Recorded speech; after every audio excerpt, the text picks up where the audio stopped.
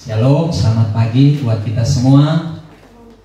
Bersyukur pagi hari ini kita dapat diizinkan Tuhan untuk boleh datang ke hadirat Tuhan, memuji dan memuliakan nama Tuhan.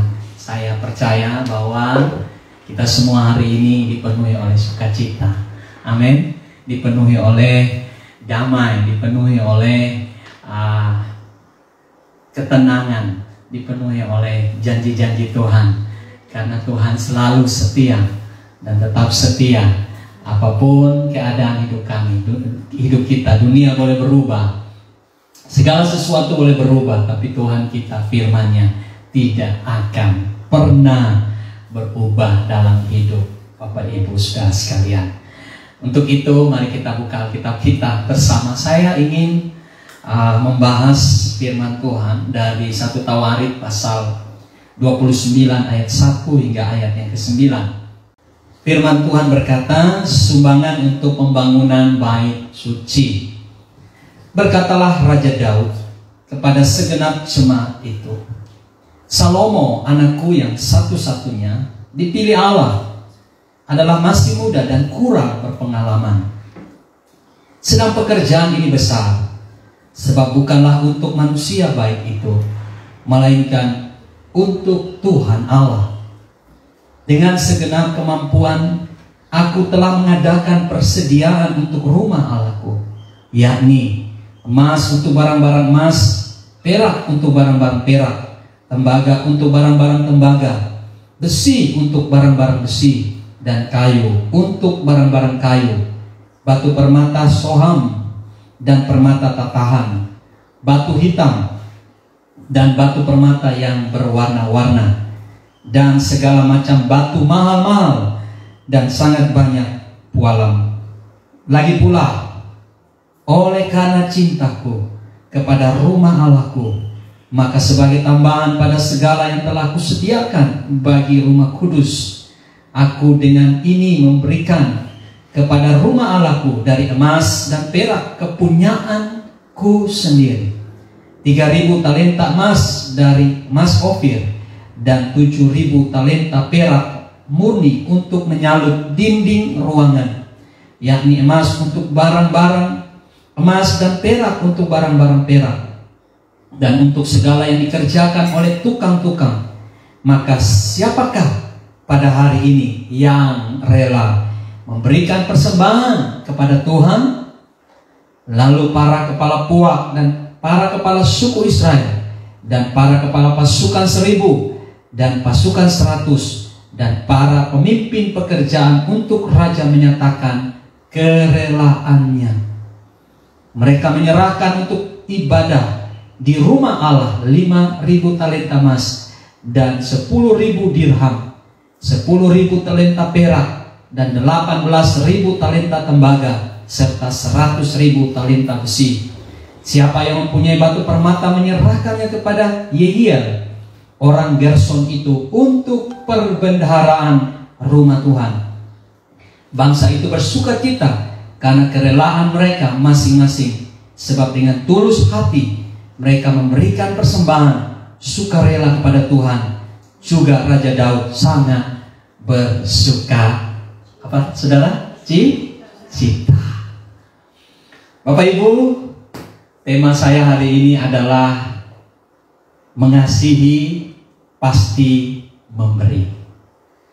Mengasihi pasti memberi. Saudara, saya membaca satu statement, dan statement itu begitu menyentuh hati saya. Statement itu berkata, orang bisa memberi tanpa mengasihi, tetapi orang tidak bisa mengasihi tanpa memberi. Sekali lagi saudara, orang bisa memberi tanpa mengasihi, tetapi orang tidak bisa mengasihi tanpa memberi. Saudara, orang bisa memberi sekalipun dia tidak mengenal orang yang dia beri. Dia tidak tahu siapa orang yang dia beri. Ya, seperti seorang yang ketika melihat peminta-minta di jalan, atau orang-orang yang miskin di satu daerah, dan karena dia punya harta, dia punya uang, dia bisa datang untuk memberikan sesuatu kepada orang itu tanpa dia harus mengenal orang itu dan mengasihi orang itu. Saudara, orang bisa saja memberi tanpa mengasihi. Ya, mungkin ada motivasi apa di balik itu, ya. Kita tahu bahwa ketika seseorang memberi tidak dengan motivasi yang tulus, maka sudah pasti ada motivasi lain yang ingin ia capai. Ketika seorang mau dipilih, saudara, menjadi kepala pemerintahan, kepala daerah, waktu kampanye, dia bisa pakai hartanya untuk berbagi kepada orang-orang dengan tujuan supaya dia dipilih menjadi pemimpin atau kepala daerah. Tetapi setelah dia jadi kepala daerah, belum tentu dia dapat memenuhi semua janji-janjinya yang dia sudah sampaikan kepada orang-orang yang memilih dia. Tetapi kalau seseorang mengasihi, maka tidak ada alasan buat dia untuk tidak memberi. Mengapa, saudaraku? Ini yang Tuhan telah lakukan buat kita. Yesus telah melakukan perbuatan mengasihi, dan dibuktikan di dalam dia memberi hidupnya buat kita. Yohanes 3 ayat 16 berkata sangat jelas buat kita, saudara. Karena begitu besar kasih Allah. Kasih Allah unlimited. Kasih yang tidak terbatas. Kasih yang tidak dapat diukur. Kasih yang melampaui segala-galanya. Kasih yang tidak dapat dimengerti betapa dalamnya, betapa panjangnya, betapa lebarnya, betapa tingginya.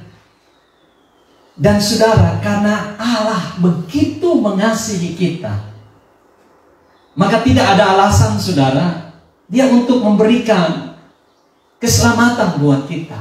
Sekalipun, saudara, kita tidak layak untuk dikasihi. Apakah saudara layak dikasihi? Tidak. Apakah saya layak dikasihi? Tidak. Mengapa tidak, saudara? Karena kita adalah orang yang berdosa. Kita telah berpaling dari Tuhan. Kita hidup bagi diri kita sendiri. Bukankah Adam dan Hawa melakukan hal itu? Di Taman Eden ketika Tuhan memberikan mereka segala-galanya, mereka hanya cukup menikmati tanpa bekerja. Tetapi mereka membelakangi Tuhan, tidak mentaati perintah Tuhan. Tetapi Tuhan datang mencari mereka. Di dalam ketelanjangan Adam berusaha untuk menyembunyikan aibnya dengan memakai daun pohon, lalu menutup ketelanjangannya. Tetapi Tuhan melihat itu sesuatu yang sia-sia, ya. Kalau daun pohon, saudara, kena matahari, apa yang terjadi? Kering. Dan kalau sudah kering, tetap telanjang. Makanya manusia berusaha menutupi aibnya dengan segala hal, dengan usaha, dengan kekayaan, dengan posisi, dengan jabatan, ya, untuk berusaha menutup aibnya. Tetapi semua itu akan berlalu, akan kelihatan. Dan apa yang Allah lakukan, saudara? Apa yang Tuhan lakukan? Tuhan harus mengorbankan binatang untuk apa? Untuk mengambil kulitnya dan menutup ketelanjangan Adam. Itu adalah sebuah nubuatan tentang Yesus yang dikorbankan di kayu salib untuk menutup semua aib, noda dan celah kita. Jadi saudara, kita ini tidak layak untuk dikasihi. Tetapi saudara, kita yang tidak layak, kita yang tidak berharga, kita yang tidak bernilai, karena begitu besar kasih Allah, Dia membuktikan kasihnya. Lihat, saudara, lihat.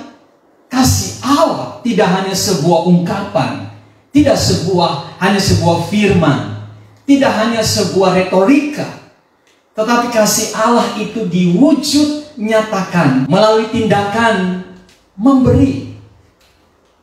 Dan pemberian Allah itu tidak main-main, saudara. Anaknya yang tunggal, satu-satunya, monogenes, satu-satunya, Dia berikan kepada kita. Kita yang tidak berharga, kita yang tidak bernilai, kita yang sebenarnya tidak dikasih, menerima pemberian itu, saudara, gratis, cuma-cuma.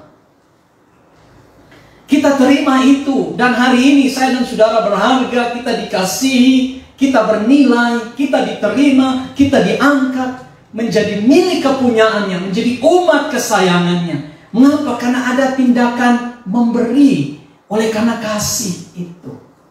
Dia tidak peduli siapa kita, latar belakang kita, keadaan kita, bahkan sampai pada akhir hidup kita. Pemberian itu cukup untuk mengatasi segala kelemahan kita. Nah, saudaraku yang kekasih, dan tidak sampai di situ. Yohanes 10 ayat 10 berkata, saya ingin kita belajar sedikit hal ini, saudara, supaya ketika kita memahami tentang pemberian, saya sudah katakan minggu lalu, bukan perintah manusia, tetapi sebagai hamba Allah, sebagai hamba Tuhan, saya harus menjelaskan ini. Itu bukan berarti bahwa saya memiliki motivasi apa di dalam khotbah saya. Tidak, saudara. Tapi inilah firman yang harus kita pahami. Yohanes 10 ayat 10 berkata, pencuri datang hanya untuk mencuri dan membunuh dan membinasakan.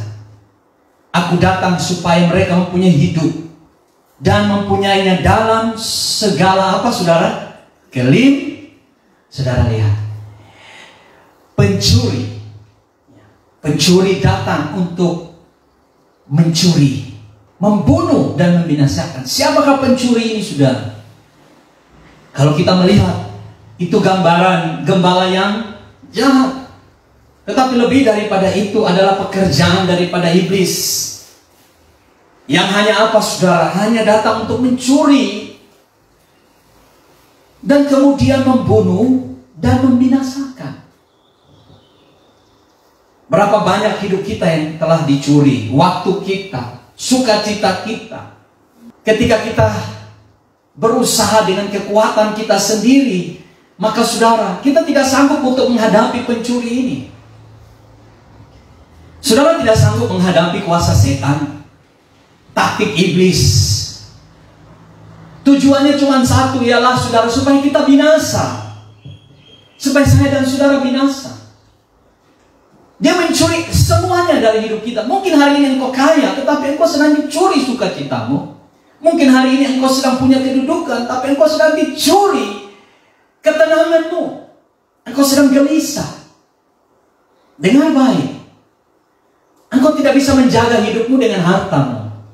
Engkau tidak bisa menjaga hidupmu dengan posisi jabatanmu, dengan kekuatanmu, dengan sarjanamu, dengan titelmu. Tidak bisa, saudara. Tetapi firman Tuhan katakan kita butuh penjaga yang kuat. Dan saudara tahu penjaga yang kuat itu adalah Yesus. Dia datang untuk memenuhi hati dan hidup kita. Dia menjaga hidup kita supaya kita tidak dicuri. Hidup kita tidak dicuri, waktu kita tidak dicuri, sukacita kita tidak dicuri.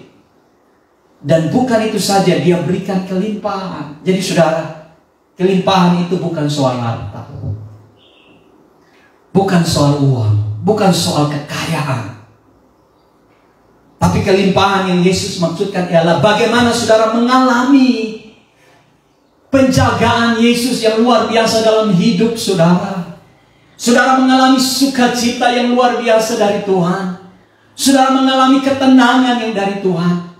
Dan kelimpahan itu membuat saudara menjadi alat berkatnya Kristus, alat berkatnya Yesus kepada sesama, kepada orang lain. Saudara, inilah tujuan Tuhan memberikan kita kelimpahan, supaya kita jadi berkat. Banyak orang berlimpah, tapi belum tentu jadi berkat. Mengapa? Karena tidak tenang.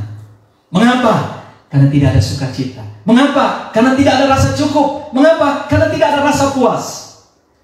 Karena mereka tidak memiliki kelimpahan yang sejati, yang berasal dari Yesus. Hari ini mungkin engkau biasa-biasa saja. Hari ini mungkin engkau pas-pasan. Hari ini mungkin engkau tidak punya segala segala sesuatu. Tetapi kalau engkau berlimpah, engkau bisa jadi alat berkatnya Tuhan bagi orang lain. Yesus berkata, aku datang supaya engkau yang kekurangan diberikan kelimpahan. Ada amin. Aku yang kaya rela menjadi miskin supaya kita yang miskin menjadi kaya. Karena kekayaan siapa? Kita tidak, kekayaan Kristus. Wow, saudara. Jadi hari ini kalau kita punya Yesus, maka kita punya kasih. Sekali lagi, kalau saudara punya Yesus, saudara pasti punya kasih. Ada amin. Kalau kita punya Yesus, kita pasti mengasihi. Dan kalau kita mengasihi, ingat, kasih itu sebuah perasaan. Tapi kasih itu menjadi sempurna ketika dia diwujud nyatakan dalam tindakan. Kalau engkau punya kasih, maka orang yang mengasihi pasti memberi. Haleluya. Sekali lagi saudara, ini penting. Kalau engkau punya Yesus, engkau punya kasih. Sekali lagi, engkau punya Yesus, engkau punya kasih. Kalau engkau punya kasih, engkau pasti memberi. Sebab pemberian itu adalah tanda engkau mengasihi. Nah, saudaraku yang kekasih, belajar dari Daud hari ini. Apa yang Daud pertontonkan, teladankan buat kita. Mari kita belajar dari seorang raja yang luar biasa. Saudara, Daud ini seorang gembala. Kalau kita belajar hidupnya, dia anak bungsu dari saudara-saudaranya. Dan saudara, dia tidak diperhitungkan. Mengapa? Karena dia kecil, dia bungsu, dan papanya mempercayakan dia hanya 3 ekor domba. Kalau 3 ekor domba, saudara, kalau saya yang jadi Daud, saya bilang ngapain cuma gembala 3 ekor domba? Apa sih yang untung dari menggembalakan 3 ekor domba? Tidak ada keuntungan. Dia jauh dari keramaian, jauh dari istana. Dia jauh dari fasilitas-fasilitas yang mungkin membawa dia naik, diberkati. Tetapi saudara, luar biasa Daud. Akhirnya Tuhan membawa dia. Tuhan memperkenalkan dia.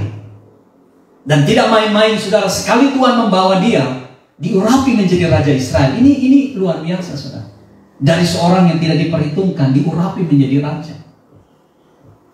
Firman Tuhan katakan, Tuhan tidak melihat apa yang di depan mata, penampilan fisik, tapi Tuhan melihat ke hati. Dan ternyata Tuhan mendapati hati Daud mengasihi Tuhan. Hati Daud mencintai Tuhan. Itu sebabnya dimanapun dia berada, tetap karena hati Daud melekat pada Tuhan, Tuhan pilih Daud.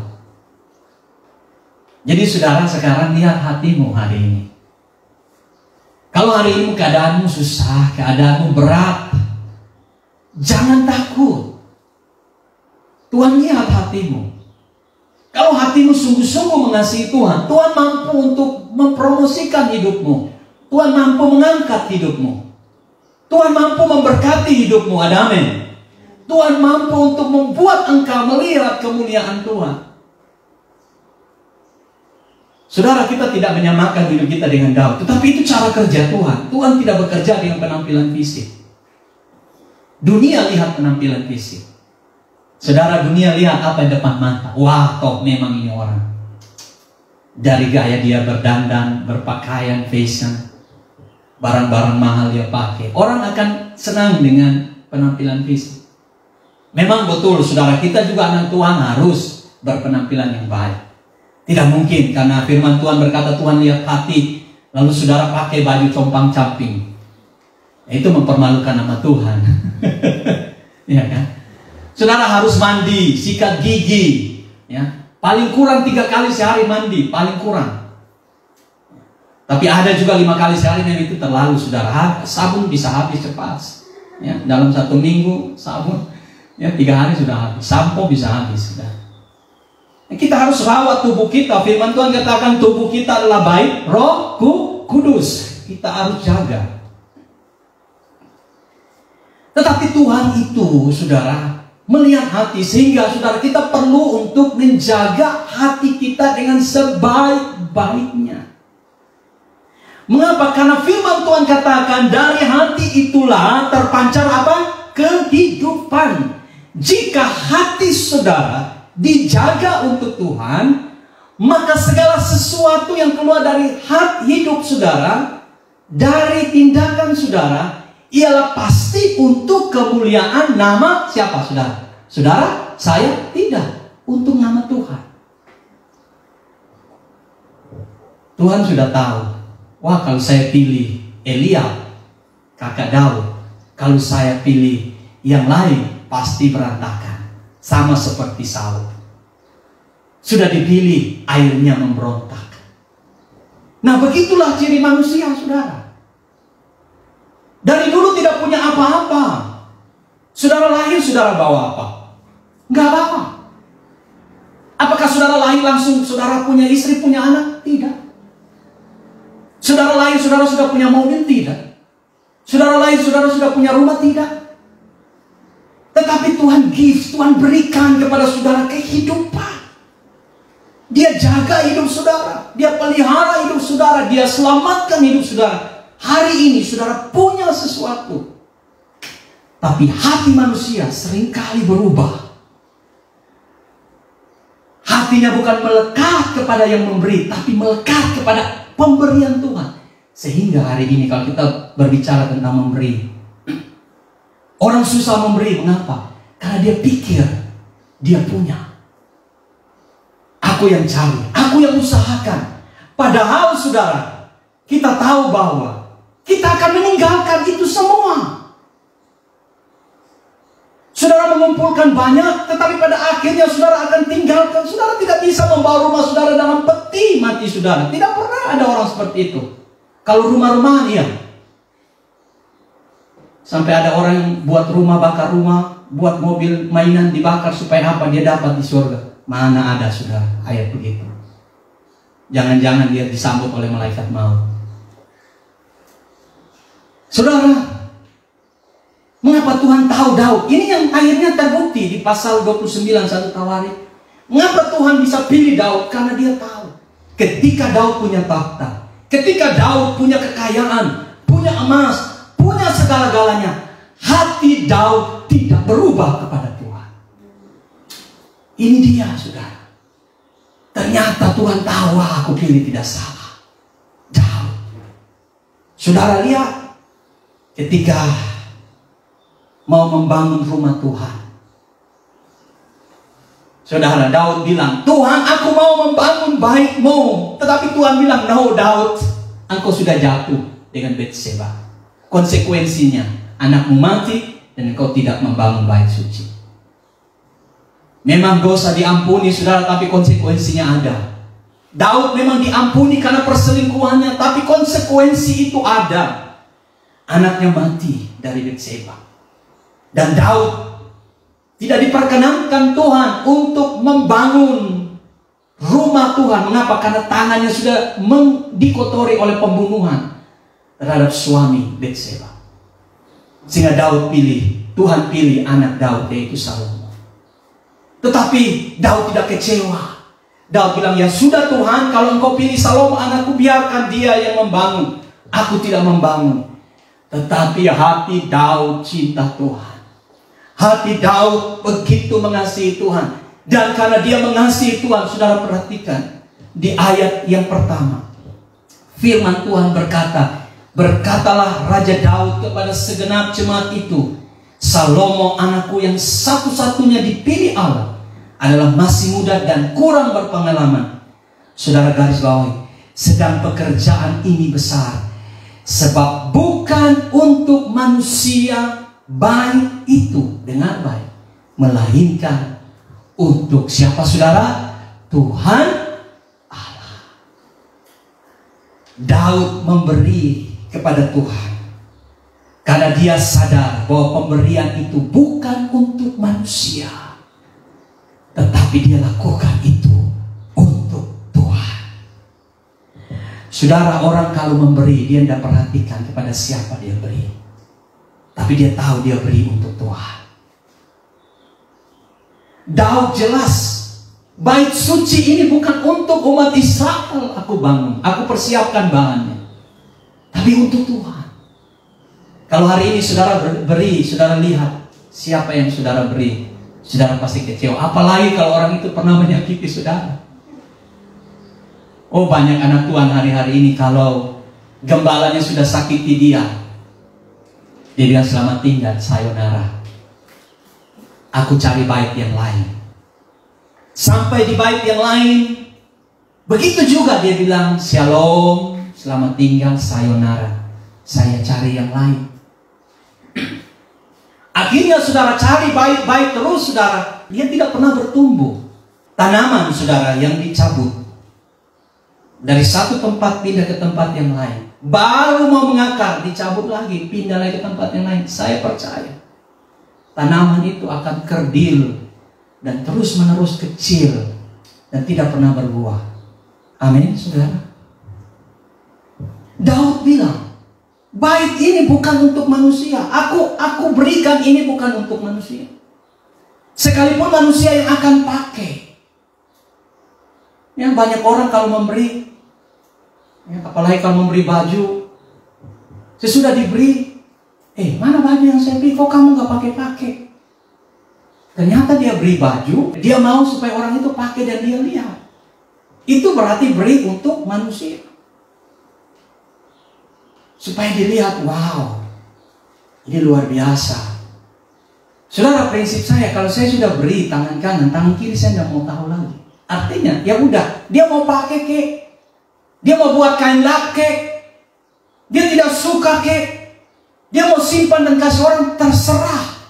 Sudah terlepas tanggung jawab saya. Ketika saya memberi, saya tinggal bertanya, di mana pemberian saya, Pak? Kok Bapak nggak pakai? Itu artinya saudara beri untuk mendapat pujian manusia. Daud tidak seperti itu. Daud akan mati, tetapi dia bilang, pemberianku ini tidak untuk manusia, tapi aku lakukan ini untuk Tuhan Allah. Saudara, kalau hati saudara mengasihi Tuhan, saudara tidak pandang kepada siapa saudara beri. Saudara tidak akan mencari-cari kemuliaan di balik pemberian saudara. Saudara beri tujuannya untuk siapa? Untuk Tuhan. Ada amin? Saudara beri untuk Tuhan. Saudara, saya menyadari Tuhan begitu baik. Siapa saya? Kalau saya melihat hidup saya seorang yang tidak pandai bicara. Saya seorang yang gagap, saudara. Itu sebabnya saya seorang yang suka mengurung diri di kamar. Pada masa SMP, SMA, saya tidak suka acara pesta. Saya tidak suka pergi ke keramaian. Mengapa? Karena saya tidak terbiasa berbicara. Tetapi saya lihat Tuhan ubah hidup saya. Tuhan bisa pakai saya hari ini. Tuhan bisa pakai saya untuk berbicara di depan orang. Saya tahu bahwa itu semua karena Tuhan. Dan pada akhirnya saudara, saya tahu hidup saya bukan untuk saya lagi. Hidup saya ke depan bukan untuk saya lagi. Saya punya istri, saya punya anak. Tetapi itu semua milik Tuhan. Apa yang Tuhan kasih sama saya, itu semua dari Tuhan. Dan saudara, saya bilang sama Tuhan begini, saya bilang, Tuhan, hidup ini begitu singkat. Saya mau beri yang terbaik buat Tuhan. Apa yang Tuhan mau pakai, silakan pakai. Apa yang Tuhan mau gunakan, silakan gunakan. Saudara harus berdoa seperti ini. Tuhan, pakailah hidup saya. Seringkali orang berdoa begini, Tuhan berkati hidup saya. Ternyata ketika Tuhan berkati, saudara lupa. Tapi ketika saudara berdoa, Tuhan pakai hidup saya, maka Tuhan akan pakai saudara. Dan Tuhan akan lengkapi hidup saudara. Dan waktu dia lengkapi hidup saudara, saudara akan tahu untuk siapa dan kepada siapa saudara akan pakai berkatnya. Saudaraku yang kekasih, mari kita belajar seperti Daud. Memberi untuk Tuhan. Lihat Tuhan, pandang Tuhan. Mungkin orang itu sudah jahatin saudara, dia sudah hianati saudara, dia sudah sakiti perasaan saudara. Dan mungkin dia dalam keadaan sulit, dia dalam keadaan susah, dia datang kepada saudara dan dia berkata, tolong. Saudara berkata, dulu kamu pernah benci saya, kamu pernah hianati saya. Saudara jangan lihat itu, lihat Tuhan. Bukankah di kayu salib dia berkata, ya Bapa, ampunilah mereka. Mereka siapa? Kita. Kita yang menusuk dia, kita yang menyalibkan dia. Tapi dia ampuni kita. Saudara, kita mau jadi seperti apa sih hidup ini sebagai orang Kristen? Seperti Bapa kita? Seperti mama kita?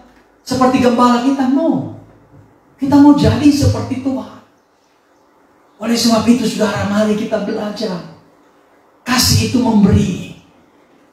Jangan kita perkatakan bahwa kita mengasihi Tuhan tanpa kita rela untuk melepaskan sesuatu bagi Dia. Saudara, yang kedua, ayat yang kedua, saudara perhatikan.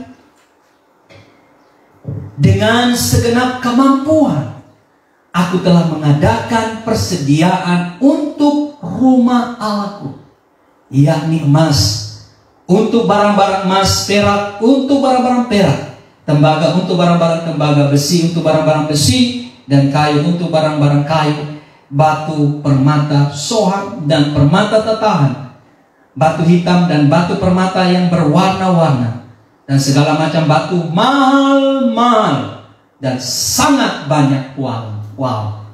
Saudara perhatikan kalimat yang pertama. Dengan segenap apa? Kemampuan aku. Saudara, Daud menerima kekayaan dari Tuhan begitu banyak, dan Daud mempersembahkan begitu banyak untuk Tuhan. Dan dia berkata dengan segala kemampuan. Saudara, prinsip memberi dalam mengasihi yang kedua, memberi tidak setengah-setengah, dengan segala kemampuan untuk Tuhan. Wow. Daud tidak setengah-setengah. Saya masih hidup 20 tahun, jadi saya harus investasikan dulu yang setengahnya. Yang setengahnya untuk Tuhan. Daud di sini dia tidak khawatir akan hari esok. Daud tidak khawatir. Karena dia tahu itu dari Tuhan. Saudara, kalau kita sampai pada cinta kita kepada Tuhan, kita tidak akan khawatir lagi hari esok. Hari ini saja kita dapat hidup, sudah syukur, saudara. Kita sudah berterima kasih, sudah dapat makan. Hari ini banyak orang mencomel soal makanan. Kok cuma sayur? Kok cuma tempe? Saudara, kalau saudara dapat makan saja, atau saudara dapat bangun dari tempat tidur, sudah syukur. Apalagi kalau saudara punya investasi, saudara punya kekayaan. Saudara, berilah dengan kemampuanmu. Saya katakan kemarin, jangan beri dari apa yang tidak ada padamu. Tapi kalau itu ada padamu, berilah dengan kemampuanmu. Tuhan bilang begini, kasihlah Tuhan Allahmu dengan setengah, tidak. Sisa, tidak. Dengan apa saudara? Dengan sepenuh hatimu. Artinya jangan sisa baru kasih Tuhan. Halo umat Tuhan, jangan sisa. Kalau suami saudara saja, istrinya makan dikasih sisa, mungkin tidak mau. Sisanya baru kamu kasih. Seharusnya kamu dari awal sudah bagi. Siapa yang mau makan sisa makanan orang lain? Mungkin ada ibu-ibu yang biasa seperti itu. Maka jangan heran sudah. Ibu-ibu biasanya itu mengembang ke kiri dan ke kanan. Karena anak-anak pun dikipas, orang tua pun dikipas, pembantu tidak, sudah tidak mungkin. Jangan kasih yang sisa. Saudara sudah dapat dari Tuhan, saudara makan, saudara sudah kenyang, baru saudara bilang, wah, lupa Tuhan. Lalu ingat, oh ini masih ada sisa. Sisa yang saudara kasih buat Tuhan. Daud tidak seperti itu, saudara. Itu bukan cinta namanya. Kalau saudara mencintai seseorang, saudara pasti memberi yang terbaik untuk dia. Amin. saudara pasti kasih yang terbaik. Ini dia. Mari saudara belajar dari Daud. Dia kasih emas, dia kasih permata. Mungkin saudara pikir, Daud punya. Memang Daud punya. Tapi begitu banyak orang yang punya hari-hari ini saudara, dia jaga karena dia pikir, aduh saya masih hidup besok. Bagaimana saya nanti besok? Saudara, bukankah hidup ini ditentukan Tuhan? Saudara masih percaya saudara hidup besok? Tidak ada yang tahu. Kalau hari ini saudara masih diberikan kesempatan dengan sepenuh hati, jangan sisa-sisa, jangan apalagi jangan setengah-setengah. Beri yang terbaik untuk Tuhan. Bapak Ibu Saudara, dunia mengajarkan untuk kita mau melihat diri kita sendiri. Tetapi Alkitab mengajarkan kita diberkati untuk memberkati. Itu prinsip. Kita beda dengan dunia. Dunia bilang kumpulkan, tapi Tuhan bilang bagikan. Saudara pilih yang mana? Mau ikut suara Tuhan atau ikut suara dunia? Saudara bisa kaya karena saudara kumpulkan, bisa. Tapi ingat bahwa apa yang kita kumpulkan tanpa Tuhan, jikalau bukan Tuhan yang membangun, sia-sia. Akan ada kesombongan, akan ada keangkuhan. Saudara bisa jalan di jalan yang salah. Tetapi jika saudara mengasihi Tuhan, saudara beri yang terbaik untuk Tuhan. Yang terakhir, ayat 3. Lagi pula oleh karena cintaku kepada rumah Allahku. Saudara, saya stop di situ. Yang ketiga, kalau saudara cinta Tuhan, prinsip memberi, yaitu yang ketiga, yaitu saudara memberi karena cinta kepada pekerjaan Tuhan. Saudara perhatikan, ayat 1, Daud tidak hanya cinta Tuhan, tapi ayat 3 mengatakan Daud juga cinta kepada apa? Rumah Allahku, kepada pekerjaan Tuhan. Saudara, hari ini sebagai gembala saya mau katakan bahwa Tuhan memberkati kita supaya kita ingat pekerjaan Tuhan. Kalau Tuhan sudah memberkati kita luar biasa, Tuhan juga mau kita memperhatikan pekerjaan Tuhan. Mengapa demikian, saudara? Karena Tuhan itu tidak kelihatan. Yang kelihatan ialah pekerjaannya. Yang kelihatan ialah baiknya. Yang kelihatan itu rumahnya. Maka Daud tidak hanya cinta Tuhan, tetapi dia juga cinta kepada pekerjaan Tuhan. Dan dia memberi yang terbaik untuk rumah Tuhan, untuk pekerjaan Tuhan. Saudara, pekerjaan Tuhan tidak sebagai satu lembaga yang meminta-minta. Tidak. Tetapi setiap kita anak-anak Tuhan yang telah diberkati di dalam pekerjaan Tuhan, mengalami berkat-berkat Tuhan, maka kita juga diminta untuk mencintai pekerjaan Tuhan, mendukung pekerjaan Tuhan. Sebab itu Allah taburan saya dan saudara. Ketika kita mendukung pekerjaan Tuhan, kita memberkati pekerjaan Tuhan, maka kita sedang menabur. Dan penaburan saudara itu kekal. Jangan biarkan saudara hari ini hidup saudara berlalu dengan sia-sia. Mari ambil waktu, katakan Tuhan, aku mau mengasihi pekerjaanmu. Ada begitu banyak orang yang perlu diselamatkan. Ada begitu banyak orang yang belum mengenal Kristus. Pakai hidupku, pakai waktuku, pakai apa yang ada padaku untuk melayani Tuhan. Ketika 3 orang dipanggil oleh tuannya, yang seorang dikasih 5 talenta, yang orang yang kedua dikasih 2 talenta, dan orang ketiga dikasih 1 talenta. Saudara perhatikan cerita ini baik-baik. Yang 5 talenta dia melabakan menjadi 5 talenta. Yang 2 dia melabakan menjadi 4 talenta. Yang 1 dia pergi dan kemudian menyimpan talentanya, menguburkan talenta. Dan tiba waktunya tuannya pulang untuk mengadakan perhitungan dengan mereka. Dipanggillah ketiga hamba itu. Yang pertama berkata, Tuhan, engkau telah memberikan aku 5 talenta dan sekarang aku melabakan 5 talenta. Tuhan katakan, baik dan setia hambaku, masuklah. Engkau hamba yang baik dan setia, masuklah ke dalam kebahagiaan Tuhan. Lalu yang satu lagi datang, Tuhan, engkau kasih aku 2 talenta, aku telah melabakan 2 talenta. Lalu tuannya bilang, engkau hamba yang baik dan setia, masuklah ke dalam kebahagiaan Tuhan. Lalu yang satu datang, Tuhan, aku tahu engkau Tuhan yang jahat. Aku dapat 1 talenta karena aku tahu engkau jahat. Maka aku menyimpannya baik-baik. Aku tidak menggunakannya. Dan sekarang terimalah 1 talenta. Tuannya berkata, engkau hamba yang jahat. Saudara, jangan sampai